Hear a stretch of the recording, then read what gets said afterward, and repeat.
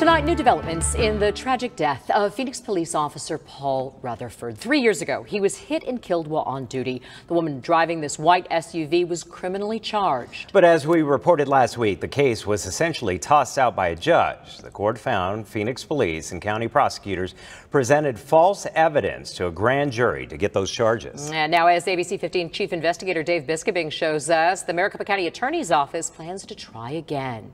Can we have a do-over? Sure, we can do that. County attorney telling the court the state chooses to proceed with a preliminary hearing instead of a second presentation to the grand jury. That means a judge will decide if charges against Nubia Rodriguez will stick. Before we explain why this is all happening now in court, first let's explain what happened back in 2019. Officer Paul Rutherford was responding to a car crash before he entered traffic and was hit. He literally jumped in front of me. Okay. I didn't see that. Okay. To get negligent homicide charges against Rodriguez, police and prosecutors never showed this video or any others to the grand jury. The court ruling earlier this month that those officials presented false and misleading evidence and that they would need to start over. So instead of bringing the case back to a grand jury, prosecutors want the court to hold a preliminary hearing.